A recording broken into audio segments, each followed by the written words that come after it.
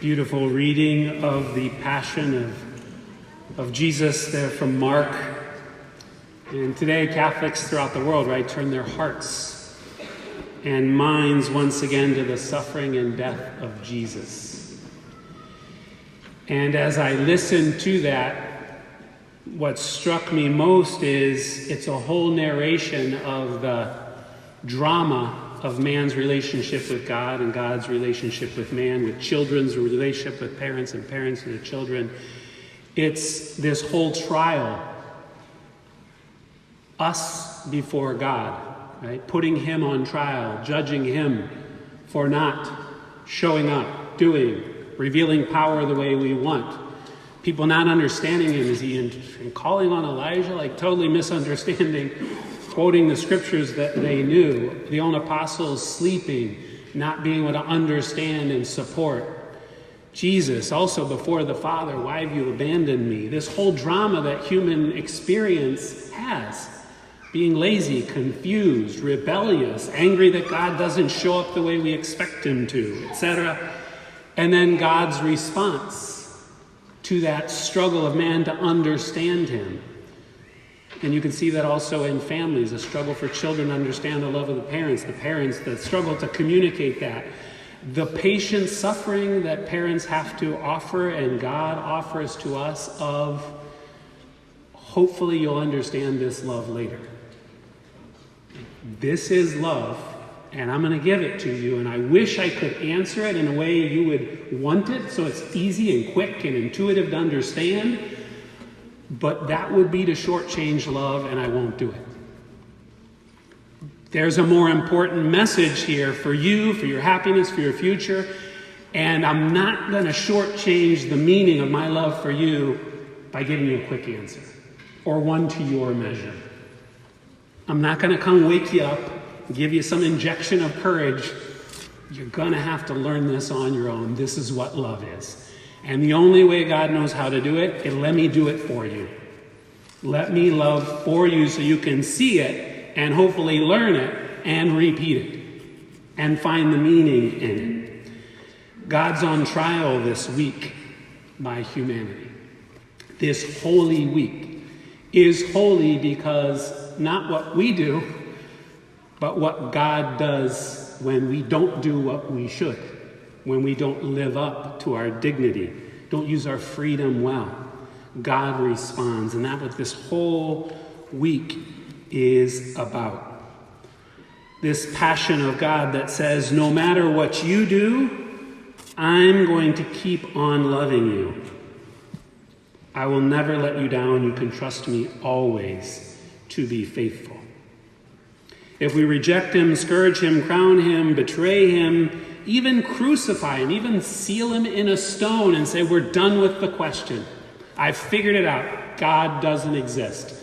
Bury him in the garden, put him in a shelf and close the door and let's just move on with our existence. Because we just don't need you. You didn't show up and answer the way we wanted. Done with you. Even if we behave like that, God allows that to happen, takes it all. God's love and faithfulness doesn't depend on us. It depends on him, his love, and he will never take it back. We can trust God completely. That's the message of the Passion. That's the answer of God. And it's the message for each one of us, wounded and sinful. We're not lost. What we most need to hear, that when we're weak, someone else is strong, and someone gives us the love that we don't find always within ourselves, that's what we learn today.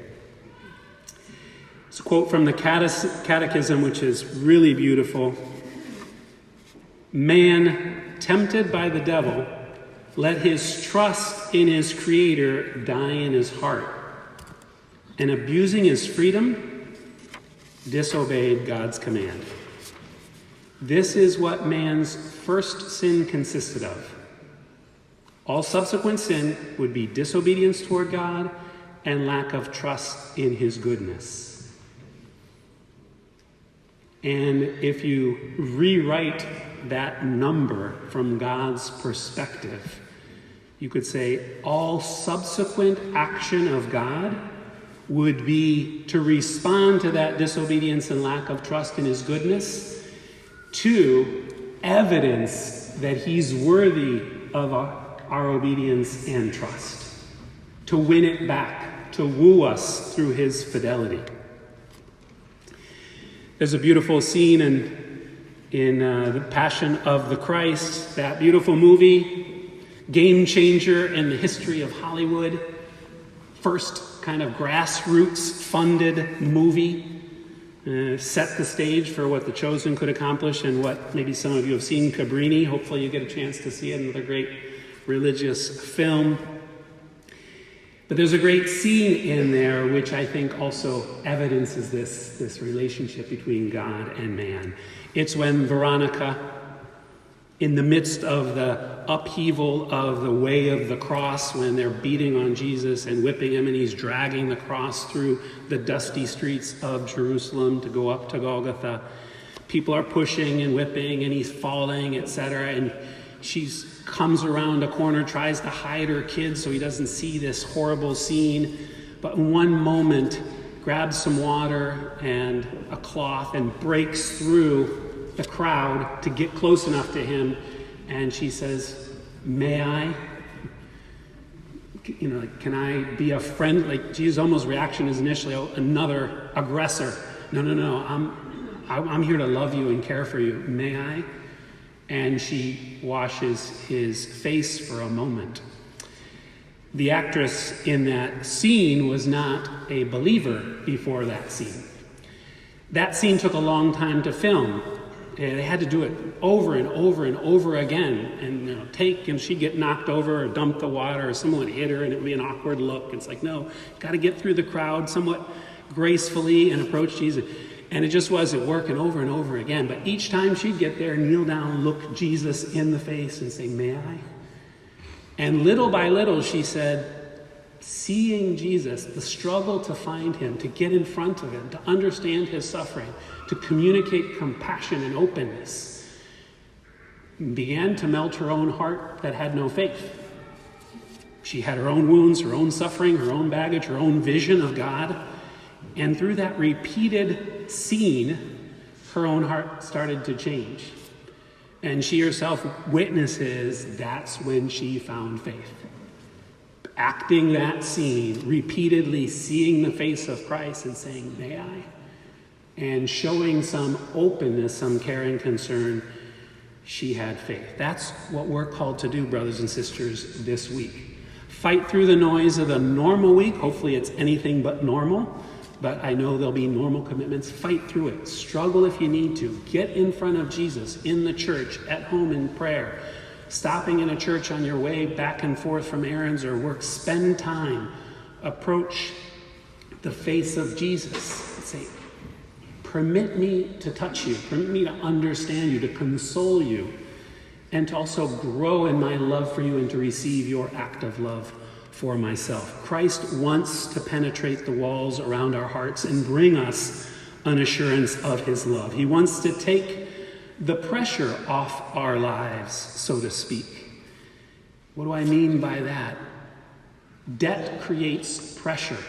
A lot of talk now about where's the economy and the pressure that places on people, and people complaining, "Hey, I can't afford it.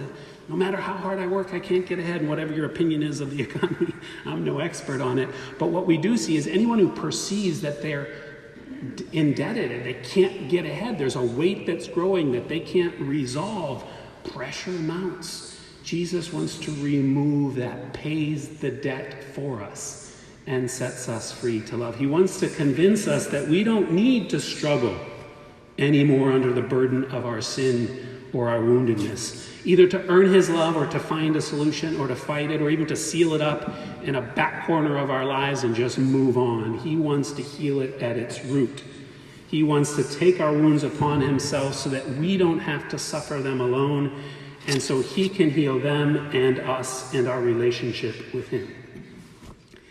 The question is, as it was for Pilate, as it was for the apostles, as it was for all of humanity since that act of God's divine love, will we let him? The question of Veronica is, permit me. But also that's the question of Jesus to you. Permit me. Let me in. Break down the wall. So this week, this Holy Week, it's the time for us to let him win over our hearts, to approach him on his unconditional loving terms. So let's give him that chance. Let's carve out time with him. On a more up-spiraling note, positive note, when young lovers go on a honeymoon, and I'll be doing a wedding in Easter week, so I was preparing the homily along with this one. So when young lovers go on honeymoon, this couple I'm marrying is going to be going on their honeymoon. They go away to be alone together so that their love can flourish, so they can start off on the right foot, right? Holy Week, in a real sense, is a honeymoon. Should be you and Jesus alone together, spending time. You as Christ's bride, him as your groom, to discover that love once again. We shouldn't let this week go by just like every other week. We mustn't let the special graces God has in store for each of us go to waste. We need to decide today that we will take the time to let Christ's victory penetrate our hearts, so we can experience life more and more as he means us to experience it. A life of peace, the pressure off, and the victory of his love in our hearts. So let's take some time to be alone with the Lord, to worship him. As parents, let's provide that time for our children. Come to the masses, come to the liturgies, visit the Lord, and let's start right now in this Mass with the rest of the Mass, listening, loving, and letting Christ in. Amen.